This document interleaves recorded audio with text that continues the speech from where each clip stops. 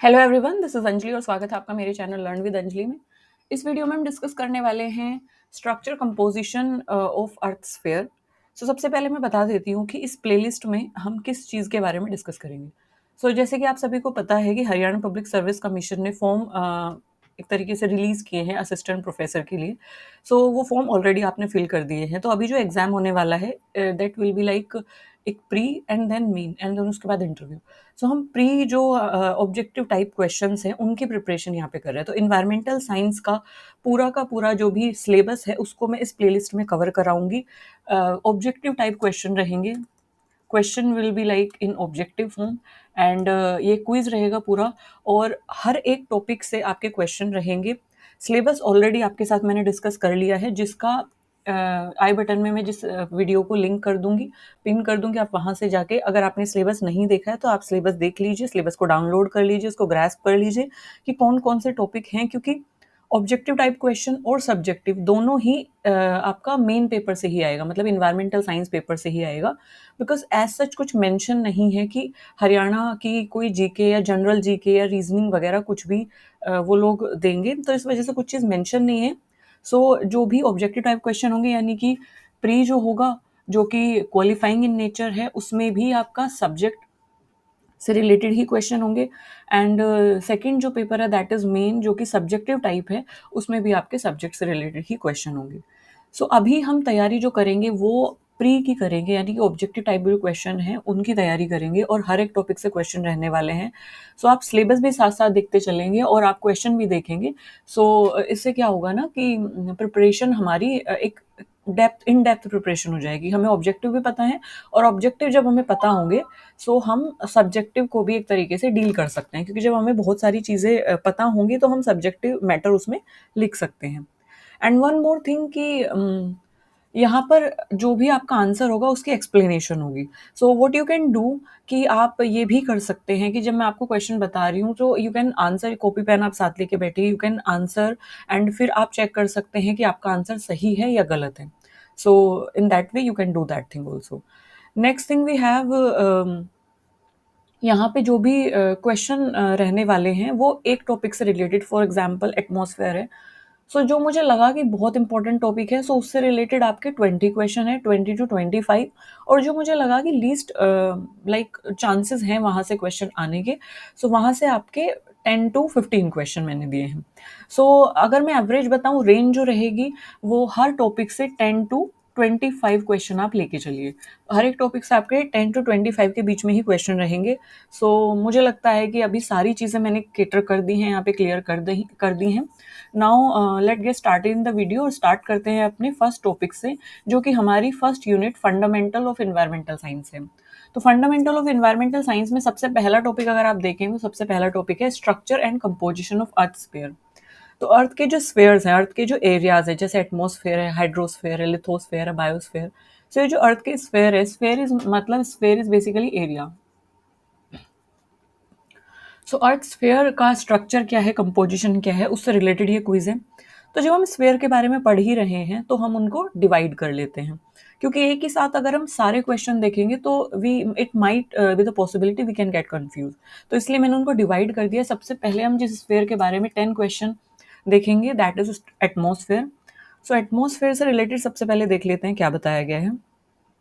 Okay, so first question is which layer of the atmosphere contain the ozone layer that absorb most of the ultraviolet radiation। बहुत important question है, UGC net के लिए भी ये पूरी playlist बहुत काम आएगी, जो भी आपके इन्वायरमेंटल कॉम्पिटिटिव एग्जाम है। बिकॉज ये क्वेश्चन बार बार, अब इन्वायरमेंट से क्या क्वेश्चन आएंगे, यही सब तो आएंगे ना, तो वो बार बार रिपीट होते हैं। कौन सी लेयर है एटमॉस्फेयर की that contain the ozone layer that absorb most of the ultraviolet radiation. अब जैसे आपने लेयर्स ऑफ एटमॉस्फेयर वीडियो अगर आपने देखी है तो वहाँ पे आपने देखा होगा देयर आर 5 एटमॉस्फेरिक लेयर। आपसे पूछा गया है एटमॉस्फेयर की वो कौन सी लेयर है जिसमें ओजोन लेयर है, और ओजोन लेयर क्या करती है, ये ओजोन लेयर का डिस्क्रिप्शन दिया है कि ozone layer absorb most of the UV radiation that are coming from the sun. किस एटमॉस्फेयर की लेयर में ओजोन लेयर लाई करती है, कि ट्रोपोस्फेयर में लाई करती है, स्ट्रेटोस्फेयर, मीजोस्फेयर की thermosphere. That lie in the stratosphere layer of the atmosphere. तो ये ध्यान रखेंगे कि ओजोन लेयर जो है वो स्ट्रेटोस्फेयर में लाई करती है, that is the second layer, है ना।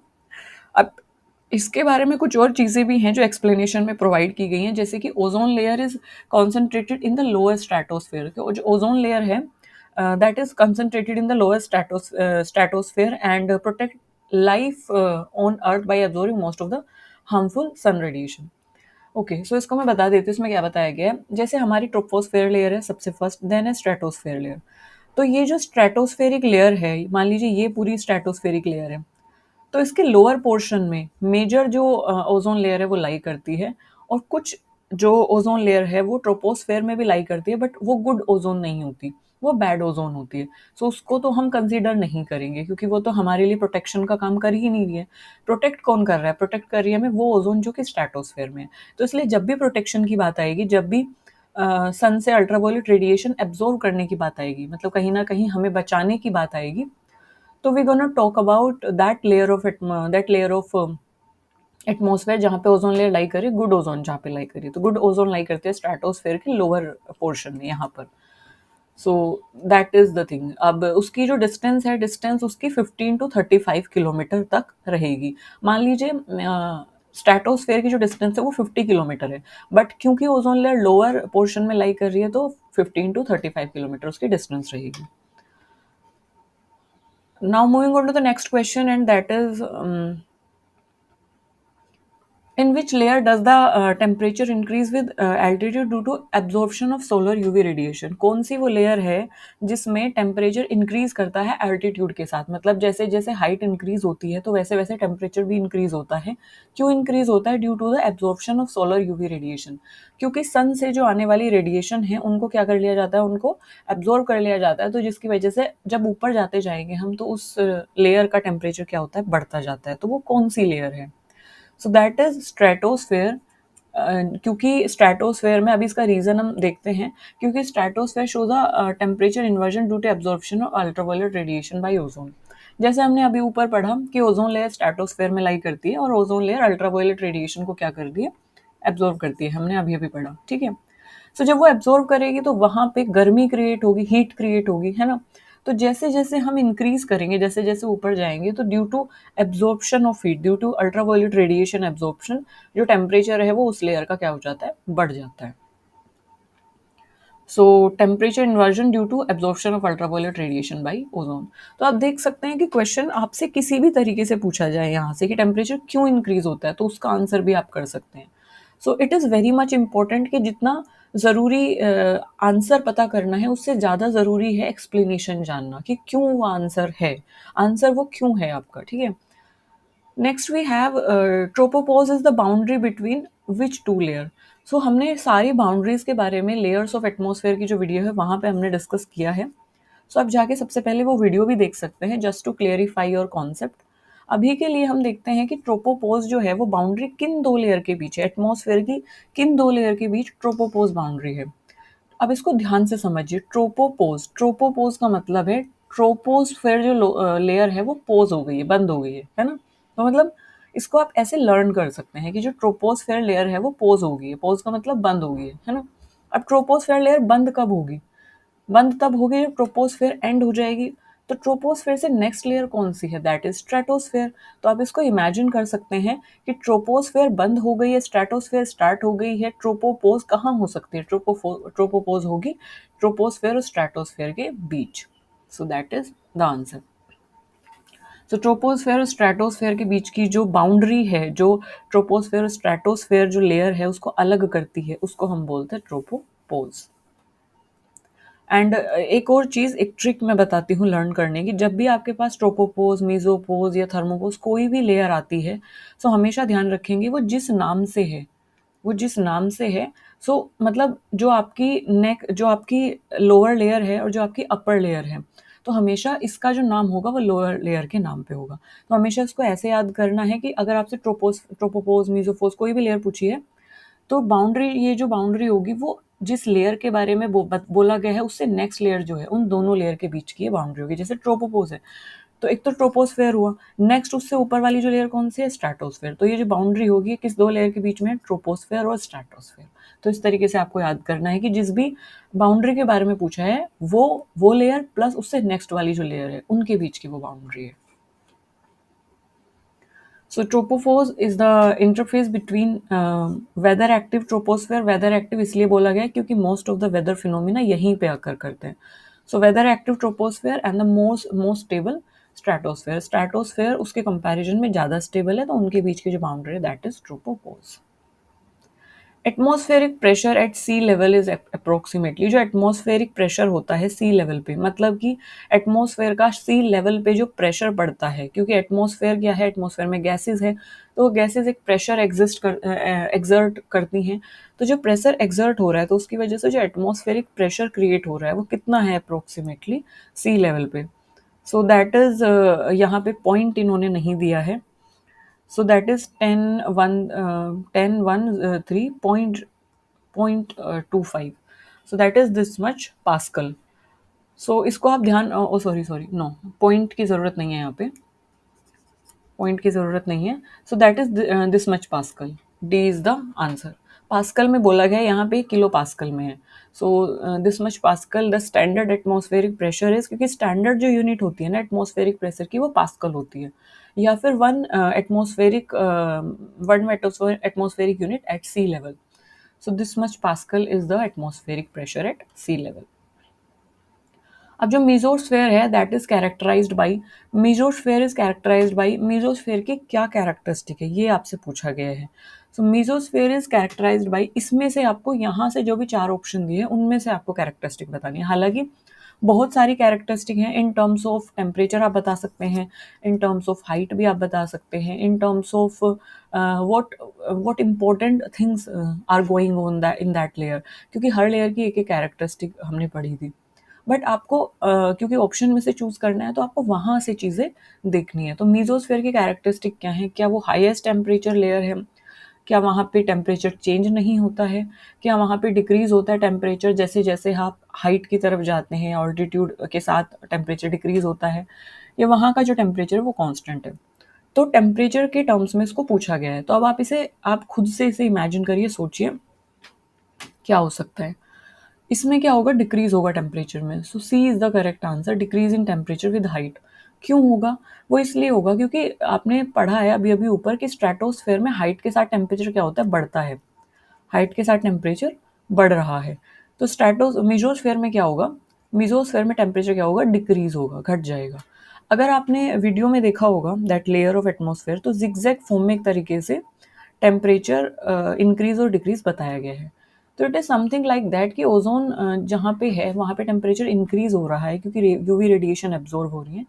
और नेक्स्ट जो मीजोस्फेयर है वहाँ पे तो कोई ओजोन नहीं है, है ना. तो वहाँ पे टेम्परेचर क्या हो जाएगा, हाइट के साथ डिक्रीज हो जाएगा. सो इस तरीके से, तो there is a decrease in temperature with height. The mesosphere sees a rapid drop in temperature. तो मीजोस्फेयर में आपको एक रैपिड ड्रॉप, एक तेजी से टेम्परेचर में गिरावट देखने को मिलेगी जैसे जैसे आप हाइट पे जाते हैं. और मीजोस्फेयर इसलिए कोल्डेस्ट लेयर भी हो जाती है, एटमॉस्फेयर की कोल्डेस्ट लेयर भी कंसीडर की जाती है क्योंकि यहाँ पे कोई टेम्परेचर इंक्रीज नहीं होता है.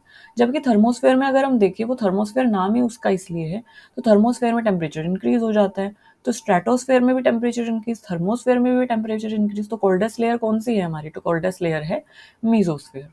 क्योंकि ट्रोपोस्फेयर में क्या हो रहा है, ट्रोपोस्फेयर में वेदर फिनोमिनाज हो रहे हैं तो वो कंपैरेटिवली उतनी कोल्ड नहीं है. तो mesosphere sees a rapid drop in temperature, that's why it is considered as the coldest layer of the atmosphere. Chemical composition of dry air include. अगर ड्राई एयर की हम बात करें, मतलब जिसमें मॉइस्चर नहीं है, मतलब जिसमें हम एयर मॉलिक्यूल्स की बात, सॉरी वाटर मॉलिक्यूल्स की बात नहीं कर रहे हैं या मॉइस्चर की बात नहीं कर रहे हैं, तो उस एयर का केमिकल कंपोजिशन क्या रहेगा. सबसे पहले तो हमें ये पता है कि सबसे ज़्यादा एयर में ऑक्सीजन तो नहीं होती है, तो ये आपका जो ऑप्शन है वो इनकरेक्ट है. CO2 भी नहीं होती, ये भी ऑप्शन इनकरेक्ट है. सबसे ज़्यादा जो एयर में होती है that is, that is answer B, that is, यहाँ से आपको थोड़ा सा इसको देखना पड़ेगा. अच्छा, सबसे सही तरीका जो है ना आंसर करने का, अगर आप कंफ्यूज होते हैं, सबसे पहले उन क्वेश्चंस, उन ऑप्शंस को एलिमिनेट करिए जहाँ पे जो कि आपको श्योर शॉट है कि ये तो नहीं है. तो उनको जो आप एलिमिनेट कर देते हैं तो आपको एक क्लियरिटी मिल जाती है कि आंसर करेक्ट किस में से होगा. So this is the way, elimination method इसको बोला जाता है, एलिमिनेशन मेथड. तो एलिमिनेशन मेथड से चांसेस बढ़ जाते हैं सही आंसर को टिक करने के. सो ऑक्सीजन का जो कंटेंट है दैट इज 21%, 78% नाइट्रोजन है और 1% आर्गन है। अब डी देखिए, डी क्यों इनकरेक्ट है? डी इसलिए इनकरेक्ट है क्योंकि नाइट्रोजन 78% है, ये तो ठीक है, बट 21% CO2 नहीं है। क्योंकि अगर CO2 21% होती तो किस तरीके से सर्वाइवल होता अर्थ पे? तो ये भी गलत है। So B is the correct answer. 21% oxygen, 78% nitrogen, 1% argon. एक और क्वेश्चन मुझे याद आ रहा है जो यूजीसी नेट में पूछा गया था कि ऑक्सीजन और नाइट्रोजन, नाइट्रोजन और ऑक्सीजन के बाद एटमॉस्फेयर में कौन सी तीसरी गैस है जिसकी कॉन्सेंट्रेशन ज़्यादा होती है? सो 1% आर्गन है, यानी कि 78% नाइट्रोजन, 21% ऑक्सीजन के बाद जो थर्ड गैस आती है जो कि ज़्यादा कॉन्सेंट्रेशन में होती है, दैट इज आर्गन। सो ये भी आप ध्यान रखेंगे। So dry air composed of 78% nitrogen, 21% oxygen and 1% argon, और इसके अलावा 0 पॉइंट समथिंग कुछ ट्रेस गैसेस, मतलब ट्रेस मतलब इसलिए क्योंकि वो बहुत कम क्वांटिटी में है, तो इसलिए ट्रेस अमाउंट में, बहुत कम अमाउंट में वो प्रेजेंट होती है।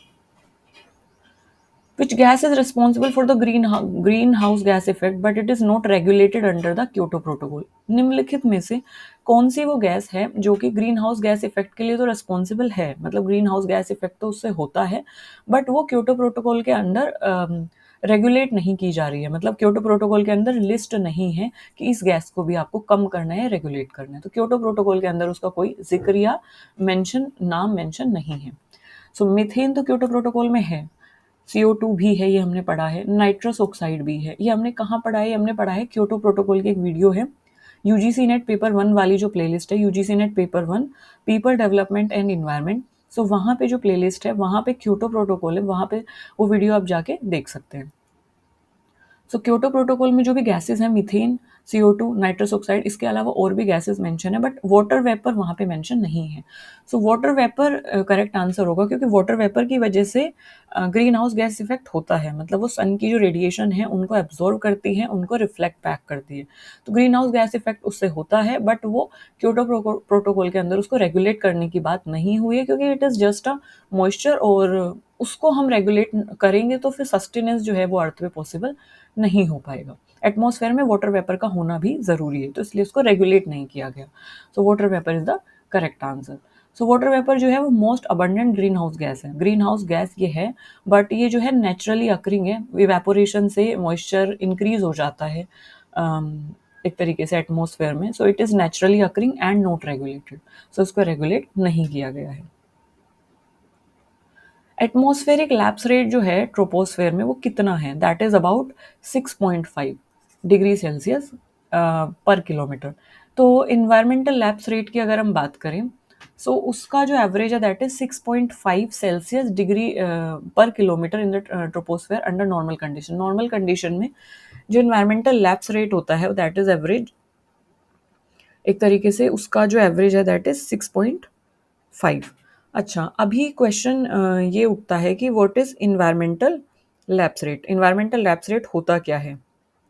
सो इसको हम देख लेते हैं। इन्वायरमेंटल लैप्स रेट की अगर हम बात करें, नॉर्मल कंडीशंस की अगर हम बात करें, सो जो एयर है, how faster the air get cold, तो एयर जो है वो कितने फास्टर ठंडी हो रही है जैसे जैसे आप ऑल्टीट्यूड पे जाते हैं, जैसे जैसे आप इंक्रीज करते हैं हाइट को एटमॉस्फेयर में। So basically it is just like that कि जैसे जैसे आप इंक्रीज करते हैं हाइट को, जैसे जैसे आप ऊपर जाते हैं एटमॉस्फेयर में, तो जो टेम्परेचर है उसमें कितनी गिरावट आती है, मतलब टेम्परेचर कितना कम होता है हाइट पे जाने पे, या हम इसको ऐसे बोल सकते हैं कि एयर कितनी ठंडी होती है, how faster the air get cold as you move higher in the atmosphere. So it is just like that. इसको आप बिल्कुल इस तरीके से समझिए।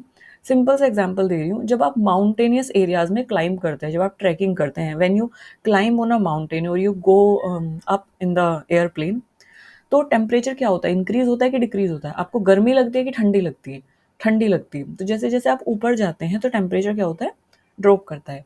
हालांकि क्योंकि हम ट्रैकिंग कर रहे होते हैं तो वो एनर्जी जो है एक तरीके से रिलीज होती है, और हमारी बॉडी हीटअप होती है, तो उसकी वजह से हमें पसीना आता है, स्वेटिंग उसकी वजह से होती है। बट अगर आप देखेंगे तो नीचे के कंपैरिजन में ऊपर क्या होती है, एयर ठंडी होती है, मतलब कि टेम्परेचर डिक्रीज होता है। तो जैसे जैसे आप माउंटेनियस एरिया में क्लाइंब करते हैं तो टेम्परेचर यूजुअली ड्रॉप होता है। So on the average temperature किस रेट से डिक्रीज होता है, तो वही बात पूछी गई है कि ऑन एन एवरेज जो टेम्परेचर डिक्रीमेंट का रेट है वो क्या है। So that is 6.5 degree Celsius पर किलोमीटर। तो 1 किलोमीटर पे जैसे जैसे आप इंक्रीज करते हैं पर किलोमीटर पे 6.5 डिग्री सेल्सियस जो है वो डिक्रीज होता है टेम्परेचर। सो इस तरीके से नेक्स्ट अनदर किलोमीटर पे वो 6.5 डिग्री सेल्सियस क्या होगा, डिक्रीज होगा। So this is what we call environmental lapse rate, उसी को हम लैप्स रेट बोलते हैं, जो कि एवरेज है 1 किलोमीटर पे 6.5 डिग्री सेल्सियस। तो पर kilometre 6.5 degree Celsius environmental lapse rate है। लैप्स रेट मतलब कि टेम्परेचर कितना डिक्रीज हो रहा है, तो टेम्परेचर 6.5 डिग्री सेल्सियस पर किलोमीटर की रेट से दर से डिक्रीज होता है in normal conditions. That is the point. Next we have the ionosphere is part of which atmospheric layer. तो आइनोस्फेयर एक पार्ट है, जिस तरीके से ओजोन लेयर थी, तो ओजोन लेयर जिस तरीके से स्ट्रेटोस्फेयर में लाई कर रही थी, उसी तरीके से आइनोस्फेयर जो है वो एटमोस्फेयर के किस लेयर में एग्जिस्ट करता है, किस लेयर में लाई करता है। सो आइनोस्फेयर एग्जिस्ट करता है थर्मोस्फेयर लेयर में। सो आइनोस्फेयर है that is with in the thermosphere layer. And ionosphere इसका नाम इसलिए है क्योंकि ये जो लेयर है इसमें आयन होते हैं, मतलब कि जो भी एलिमेंट प्रेजेंट होते हैं वो आयनिक फॉर्म में प्रेजेंट होते हैं। And they reflect radio waves. तो जो रेडियो स्टेशन है वो भी वहीं पे एक तरीके से लाई करते हैं। तो ये आयंस जो है वो क्या करते हैं, रेडियो वेव्स को रिफ्लेक्ट बैक करते हैं, जिसकी वजह से कनेक्शन बिल्ड होता है। और जो भी आकाशवाणी और सारी चीज़ें आप सुनते हैं वो इसी की बदौलत है, इस एटमॉस्फेरिक लेयर की बदौलत है। तो थर्मोस्फेयर में जो है वो आइनोस्फेयर जो लेयर है वो एग्जिस्ट करती है। Next we have the exosphere primarily consist of. जो एग्जोस्फेयर है उसमें मेनली उसका कंटेंट क्या है, मतलब कौन कौन सी गैसेस हैं एग्जोस्फेयर में। So exosphere contain helium and hydrogen. So helium और हाइड्रोजन जो गैसेस हैं वो एग्जोस्फेयर में होती हैं। जो एग्जोस्फेयर है, जैसे नाम से ही पता चल रहा है, एक्सो मतलब बाहर वाली। तो एग्जोस्फेयर जो है वो आउटर मोस्ट लेयर है। एग्जोस्फेयर जो है it has very low density. And what kind of gases it contain hydrogen and helium. तो हाइड्रोजन और हीलियम इस लेयर में होती हैं। और हाइड्रोजन अगर आप देखेंगे एटॉमिक नंबर 1 है, हीलियम का एटॉमिक नंबर 2 है। तो इनकी जो डेंसिटी होती है वो बड़ी कम होती है, मतलब इनका जो गैस का मॉलिक्यूलर मास है वो बहुत कम है। सो ये बड़ी हल्की गैसेज है। तो हल्की गैस होने की वजह से अब कोई भी चीज़ हल्की होगी, जब हम बलून में एयर फिल करते हैं, हाइड्रोजन फिल करते हैं, तो कंपैरेटिवली हाइड्रोजन फिल करेंगे क्योंकि वो हल्की गैस है। तो वो कहाँ जाती है, ऊपर जाती है। तो उसको आप ऐसे भी लर्न कर सकते हैं। Oxygen and nitrogen atomic number आप देख सकते हैं, तो एटॉमिक मास भी ज़्यादा होगा। तो ये भारी गैसेज है, और भारी चीज़ हमेशा नीचे की इस तरफ जाती है, बैठती है। ओजोन हैवी गैस है, मीथेन हैवी गैस है। सो अगर हम हीलियम की बात करें, हाइड्रोजन की बात करें, तो इनका मॉलिक्यूलर वेट देख के आप पता लगा सकते हैं, आप देख सकते हैं कि इनकी डेंसिटी बड़ी कम है। और अगर इनकी डेंसिटी, इनका भारीपन बहुत कम है, तो ये जो गैसेज है वो हल्की हैं, और हल्की होने की वजह से सबसे ऊपर जाएंगी। और सबसे ऊपर वाली लेयर कौन सी है, सबसे ऊपर वाली लेयर एग्जोस्फेयर। सो ये सबसे ऊपर वाली लेयर में कौन सी गैसेज एग्जिस्ट करेंगी, जो सबसे हल्की है, क्योंकि वो उड़ के ऊपर चली जाएंगी। सो आप इसे इस तरीके से मेमोराइज कर सकते हैं। तो hydrogen and helium are the gases that have very low density and that exist in the outermost layer of atmosphere, और जिसका नाम है exosphere. Which gas has the longest atmospheric lifetime among greenhouse gases. तो अगर आप green house gases की बात करें, तो कौन सी जो गैस है जिसका एटमोस्फेरिक लाइफ टाइम सबसे ज़्यादा होता है, मतलब कि कौन सी ऐसी गैस है जो बहुत लंबे समय तक एटमोस्फेयर में रहती है, परसिस्ट करती है, यानी कि जिसका एटमोस्फेरिक लाइफ टाइम स्पान बड़ा लंबा है। लॉन्गेस्ट एटमोस्फेरिक लाइफ टाइम है जिसका, कि जो लंबे समय तक एटमोस्फेयर में एग्जिस्ट करती है। So that is chlorofluorocarbon. तो क्लोरोफ्लोरोकार्बन जो है, सी एफ सीज जो हैं, हालांकि CO2, मीथेन, नाइट्रस ऑक्साइड, ये हैं सभी ग्रीन हाउस गैसेज। बट हमें कंडीशन के साथ पूछा गया है कि हमें उस ग्रीन हाउस गैस के बारे में बताना है जिसका लॉन्गेस्ट एटमॉस्फेरिक लाइफ टाइम होता है। तो chlorofluorocarbon they can persist in the atmosphere for over a century. So लगभग लगभग एक सेंचुरी तक ये एटमॉस्फेयर में रह सकती हैं, परसिस्ट कर सकती हैं, बिना डिग्रेडेशन के, बिना एक तरीके से कहीं पे जाए। So chlorofluorocarbon is the gas that green house gas. Next we have the homosphere include which layer. Homosphere में कौन सी लेयर होती है। होमोस्फेयर जो लेयर है, the homosphere include which layers, कौन सी 2 लेयर हैं जो कि होमोस्फेयर के अंडर आती हैं? ये होमोस्फेयर किन 2 लेयर्स को मिला के बनता है? So homosphere is that zone that contain troposphere to mesosphere. तो होमोस्फेयर किस जोन को बोला गया? अच्छा, होमोस्फेयर कोई अलग से लेयर नहीं है, इसको ध्यान रखेंगे। तो इसलिए बात बोली गई होमोस्फेयर जो है दैट इंक्लूड विच लेयर्स, कौन सी 2 लेयर हैं जो होमोस्फेयर में होमोस्फेयर कंसिडर कंटेन, ये होमोस्फेयर जिनसे मिलके बना है बेसिकली, ये बोला गया। So that is troposphere to mesosphere. तो ट्रोपोस्फेयर से मीजोस्फेयर तक की जो डिस्टेंस है उस पार्ट को बोला गया होमोस्फेयर। सबसे पहली जो लेयर है that is troposphere, next we have stratosphere and third one we have mesosphere. So ये वाला जो पूरा पोर्शन है इसी को बोला गया होमोस्फेयर। तो ये चीज़ आप ध्यान रखेंगे, जैसे ट्रोपोस्फेयर है, मीजोस्फेयर है, तो आपको लग रहा होगा होमोस्फेयर, तो ये भी कोई लेयर होगी। ये कोई लेयर नहीं है, ये पूरा वो पार्ट है। और इसमें पूछा गया है कि इस पार्ट में कौन कौन सी लेयर्स आती हैं। सो इसमें जो लेयर्स आती हैं वो ट्रोपोस्फेयर से मीजोस्फेयर तक वाली जो लेयर है, मतलब ट्रोपोस्फेयर, बीच वाली लेयर स्ट्रेटोस्फेयर और थर्ड वन मीजोस्फेयर। सो ये 3 लेयर होमोस्फेयर में आती हैं। सो इसका जो डिस्टेंस है दैट इज 0 to 80 किलोमीटर। यहाँ से 80 किलोमीटर तक की जो डिस्टेंस है, मतलब कि जो मीजोस्फेयर तक की डिस्टेंस है, वो इसका एरिया है, किलोमीटर में उसकी डिस्टेंस दी गई है। And is the zone where gases are well mixed. ये वो एरिया है जहाँ पे जो गैसेज हैं वो बहुत अच्छे से मिक्स होती हैं।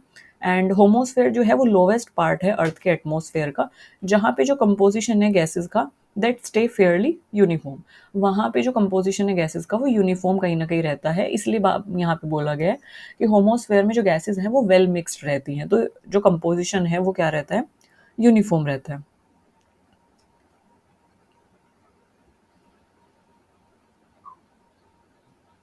Next, we have the dominant process for vertical transport of heat in the troposphere is dominant process for vertical transport of heat in the troposphere। जो डोमिनेंट प्रोसेस है वो डोमिनेंट कौन सी, वो डोमिनेंट प्रोसेस है जो कि vertical transport of heat in the troposphere. Troposphere में जो वर्टिकल ट्रांसपोर्ट है हीट का, वर्टिकल मतलब इस तरीके से ऊपर की साइड हीट, नीचे की साइड, तो जो वर्टिकल ट्रांसपोर्ट है ट्रोपोस्फेयर में हीट का, वो किस प्रोसेस की वजह से होता है, उसमें मेन जो डोमिनेंट प्रोसेस है वो कौन सी है?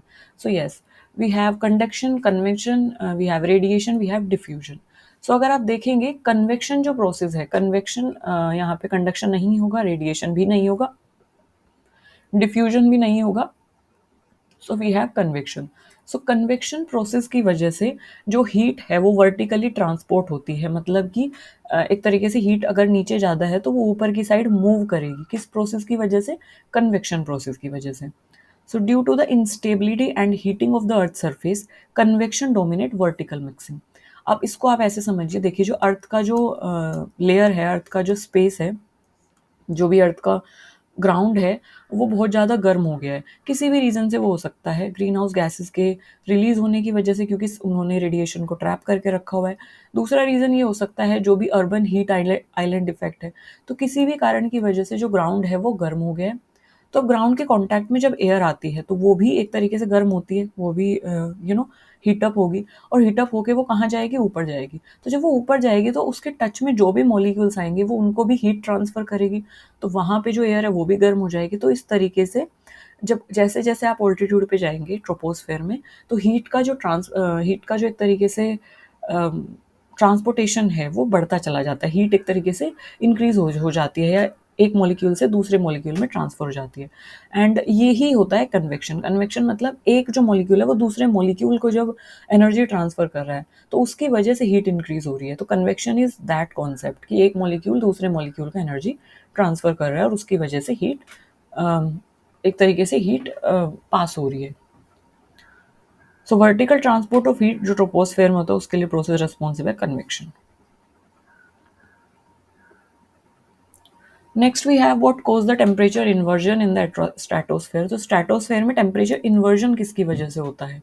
सो स्ट्रेटोस्फेयर में टेम्परेचर जो है, इन्वर्जन क्यों बोला हमने, इन्वर्जन इसलिए बोला क्योंकि आप देखेंगे कि ट्रोपोस्फेयर का टेम्परेचर तो कंपैरेटिवली कम होता है स्ट्रेटोस्फेयर के, तो स्ट्रेटोस्फेयर में एकदम से बढ़ क्यों जाता है फिर टेम्परेचर? क्योंकि वहाँ पे जैसे अभी हमने बात की, वहाँ पे ओजोन लेयर होती है और ओजोन लेयर जो है वो अल्ट्रावायलेट रेडिएशन को एब्जॉर्ब करती है। तो due to the ozone absorption of UV radiation की एब्जॉर्प्शन की वजह से ओजोन लेयर होने की वजह से वहाँ का जो टेम्परेचर है वो इंक्रीज हो जाता है। So UV radiation absorbed by ozone leads to warming with altitude, जिसकी वजह से क्या होता है, जैसे जैसे आप हाइट पे जाते हैं तो एटमॉस्फेयर गर्म हो जाता है स्ट्रेटोस्फेयर लेयर में।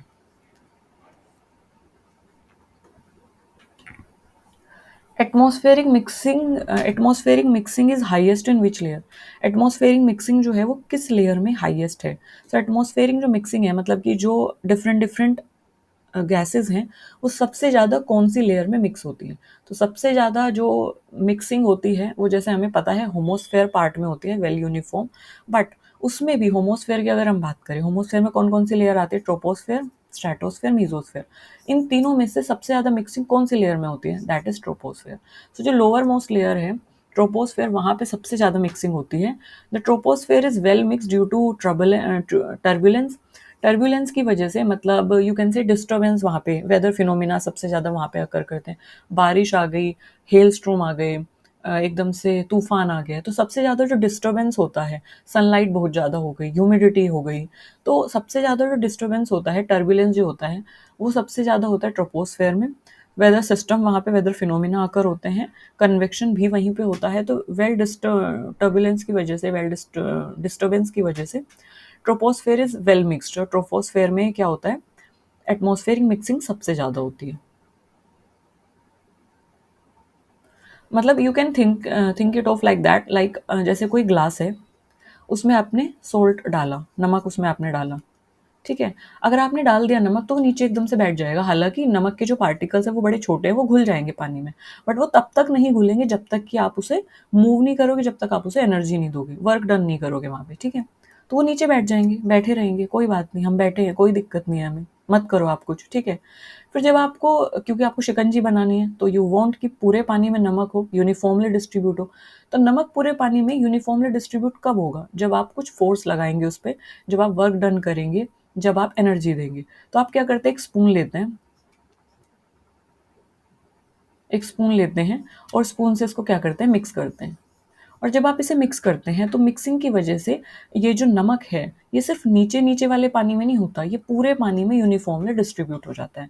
मतलब ये जो सॉल्ट है, ये पूरे के पूरे पानी में यूनिफॉर्मली, जितना नमक आपको यहाँ पे मिलेगा उतना ही नमक आपको इस पानी को पीने पे मिलेगा। जबकि पहले क्या हो रहा था, अगर आप नीचे वाले पानी को पीते तो यहाँ पे आपको ज़्यादा आपको खारा लगता, ज़्यादा सॉल्टी लगता कंपेयर टू ऊपर वाला जो पानी है। बट जब आप इसकी यूनिफॉर्म मिक्सिंग करते हैं, जब इसमें डिस्टर्बेंस, टर्बुलेंस क्रिएट करते हैं, तो ये यूनिफॉर्मली डिस्ट्रीब्यूट हो जाता है। तो सेम कंडीशन ट्रोपोस्फेयर लेयर में। तो टर्बुलेंस की वजह से, क्योंकि वेदर फिनोमिना है, कन्वेक्शन वहीं पे है, तो मिक्सिंग की वजह से क्या, टर्बुलेंस की वजह से, डिस्टर्बेंस की वजह से वहाँ पे क्या होता है कि वेल मिक्सिंग हो जाती है पूरी की पूरी लेयर में। So yes, we have 15 question in this. Next video में हम पढ़ेंगे हाइड्रोस्फेयर के बारे में। I hope you guys enjoy this quiz. So do let me know in the comment section कि क्या आपको ये तरीका पसंद आया, कि जिसमें हमने क्विज को डिस्कस किया, and we also discussed about the explanation. तो उस टॉपिक से रिलेटेड जो भी क्वेश्चन है वो सारे केटर हो गए हैं। एक्सप्लेनेशन से हमें ये समझ आ गया है कि अगर आपका कोई आंसर गलत है तो वो क्यों गलत है, कैसे आपको नेक्स्ट टाइम उसे करेक्ट करना है, और अगर हमारा कोई आंसर सही है तो क्या उसका कारण है, क्या उसका रीज़न है, क्यों वो सही है।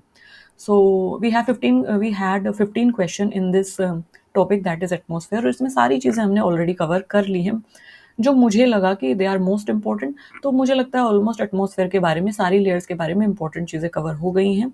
If you guys want to know something about all other things about atmosphere, you can comment me in the comment section. I will be more than happy to cater your query. तब तक के लिए हंसते रहिए, मुस्कुराते रहिए, खुश रहिए, और पढ़ाई करते रहिए, वो ज़्यादा ज़रूरी है एग्ज़ाम क्लियर करने के लिए।